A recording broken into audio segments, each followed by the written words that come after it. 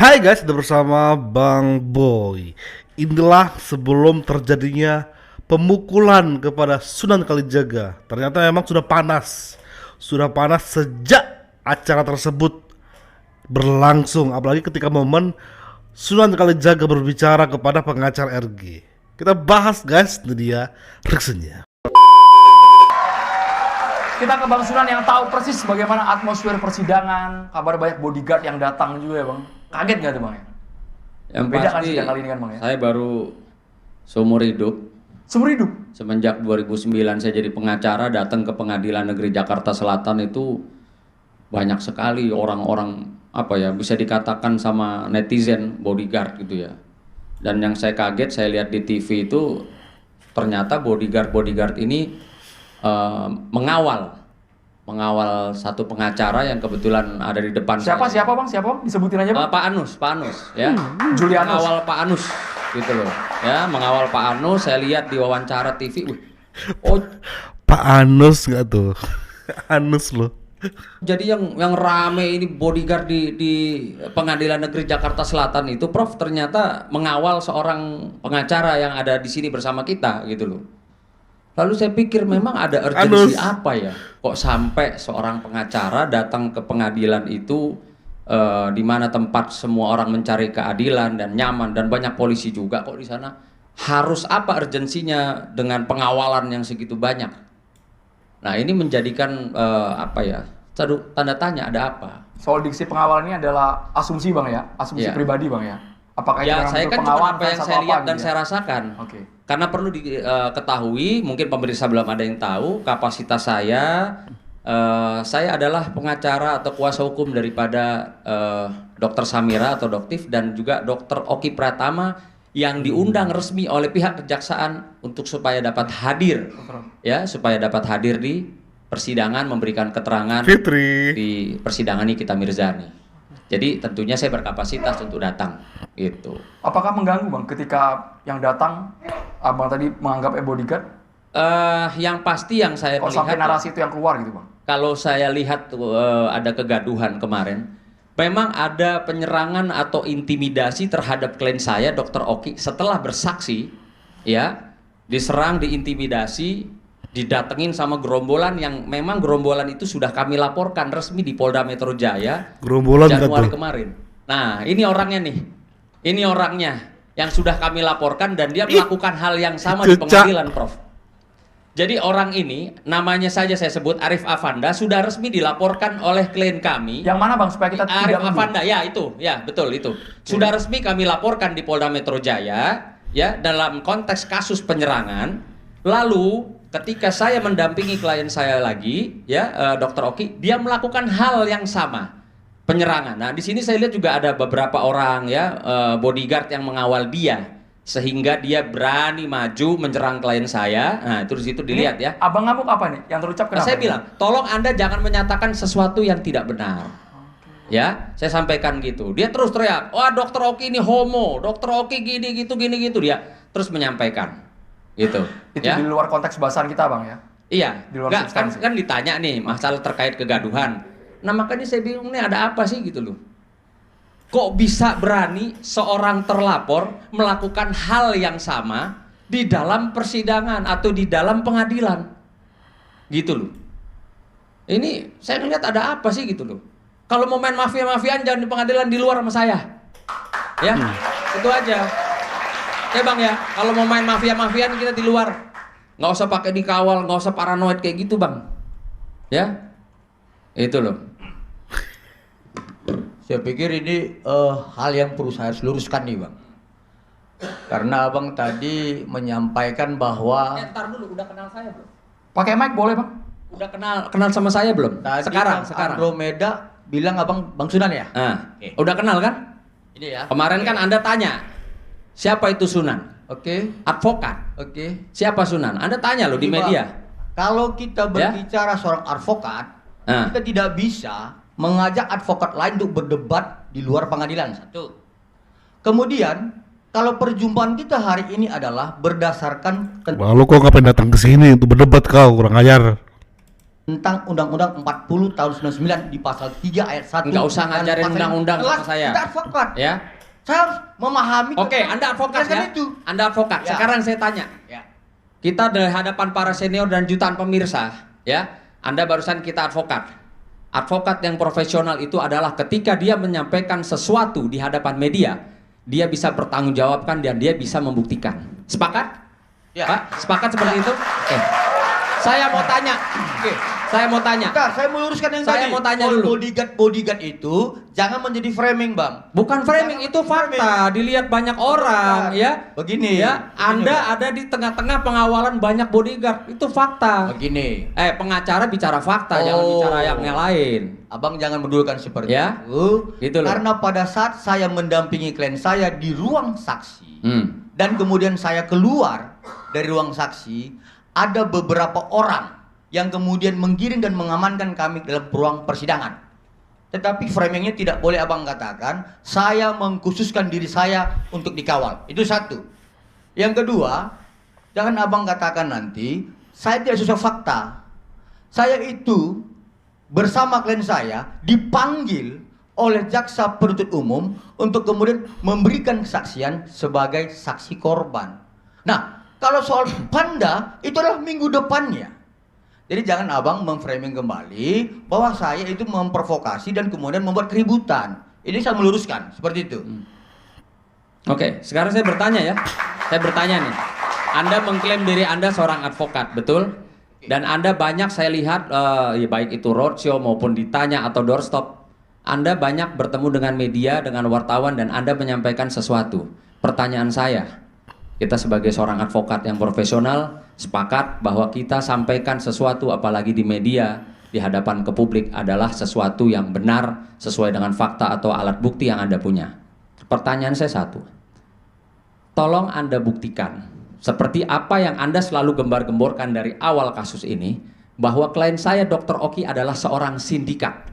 Tolong tunjukkan di hadapan kita saat ini, di jutaan pemirsa malam ini, punya data atau bukti atau putusan hukum yang otentik seperti apa yang menyatakan bahwa klien saya Dr. Oki Pratama adalah seorang sindikat. Karena sindikat itu yang Anda selalu suarakan di hadapan media itu sangat-sangat negatif. Ya, kita ketahui, Prof, mohon izin, sindikat itu konotasinya negatif. Ada sindikat narkoba, sindikat perdagangan manusia, sindikat perdagangan senjata. Artinya kata sindikat itu sangat-sangat negatif. Tolong malam ini Anda buktikan, ya, putusan hukum mana, atau tersangka di mana, atau terdakwa di mana klien saya menjadi seorang sindikat. Tolong Anda buktikan. Baik. Jadi perlu saya sampaikan, mohon izin para senior, bahwa dengan ketentuan Silakan, Junior. 18 tahun 2003 di pasal 14 dan 15, saya sebagai advokat berpendapat di dalam pengadilan dan di luar pengadilan. Itu dulu.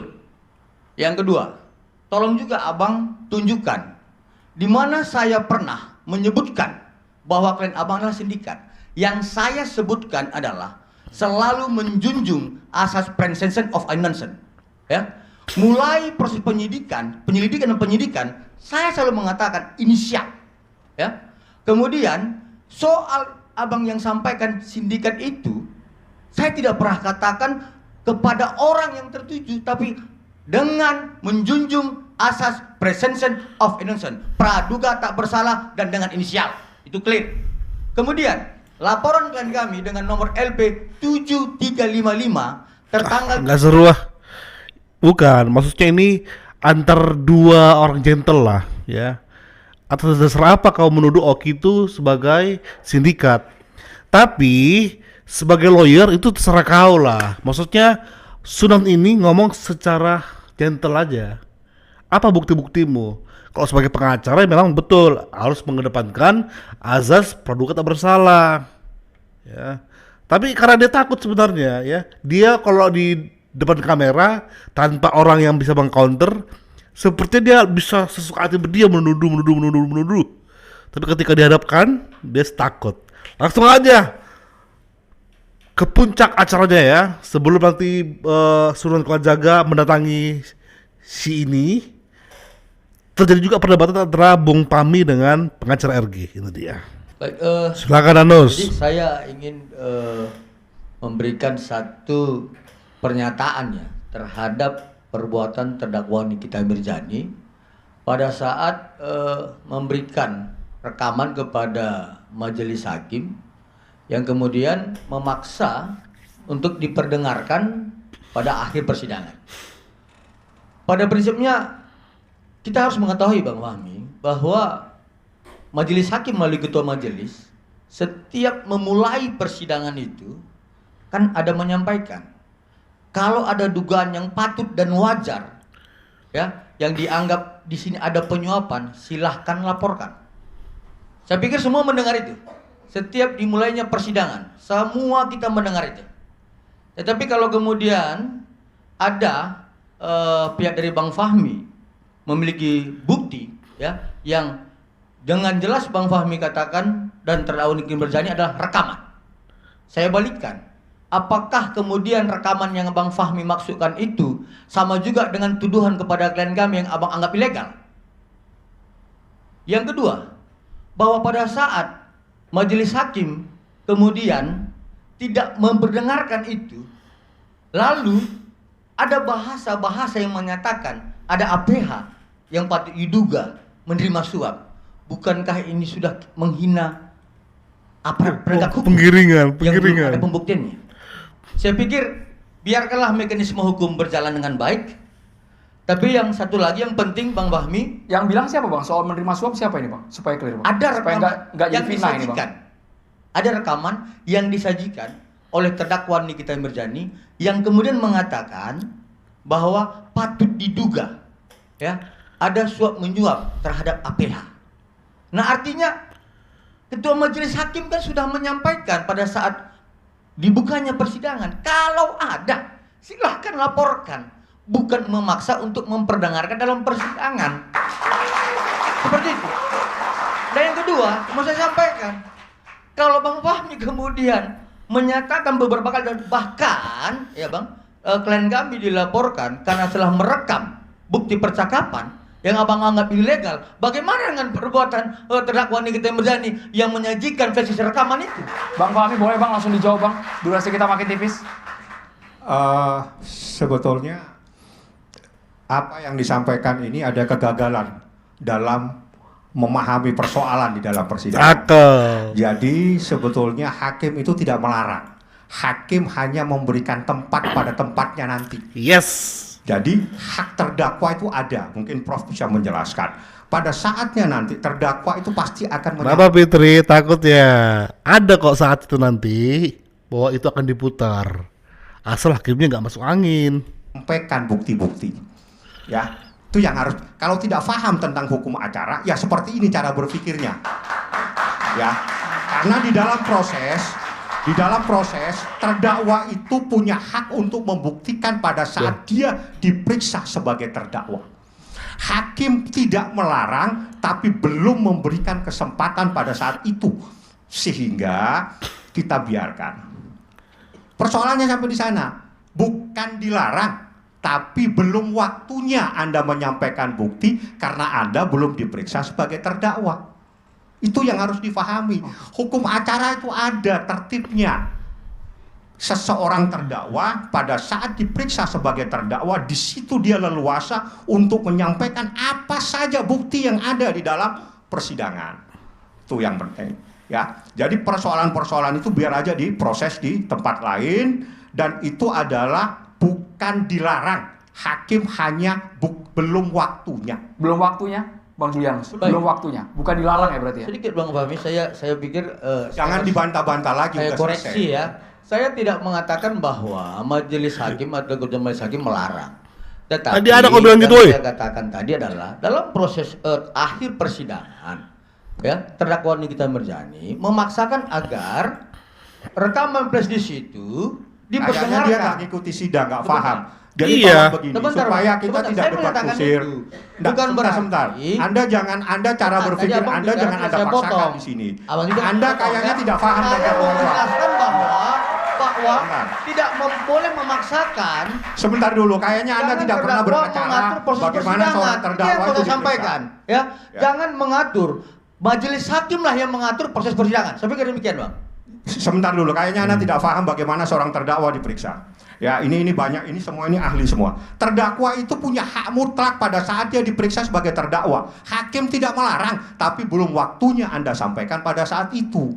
Karena nih kita belum diperiksa sebagai terdakwa. Itu yang jadi masalah. Tidak ada masalah, jadi saya belum memberikan kesempatan. Tidak dilarang, tapi belum waktunya. Catatan Demokrasi akan segera kembali sesaat lagi, pemirsa, tetaplah bersama kami. Rasanya debat ini sudah selesai, kita sudah sampai di penghujung waktu, Bapak-bapak, Bang Sunan, Bang Julianus. Waktu kita sudah habis, kami ucapkan terima kasih kepada BAS, kepada para pendukung mahasiswa dari UI, terima kasih. Ini guys. Boleh saling bersalaman. Semoga kita tetap beretika, beradab dalam program Catatan Demokrasi. Saya Andromeda Mercury, terima kasih, selamat malam. Sampai jumpa. Lihat guys. Sunan mendatangin, mungkin dia nggak puas dengan perdebatan dia, tapi tadi ada yang dari belakangnya, dari belakang kirinya pengacara RG yang malah sepertinya makin memperkeruh suasana. Kenapa nggak di-share live sih? Kan seru kan? Pengganti tontonan antara El sama Jibir Nicole kemarin yang hanya 38 detik. Thank you guys atas supportnya. Bang Boy abis ini akan up tentang Fitri. Nimbrung aja nih orang, nimbrung aja. Thank you, bye bye.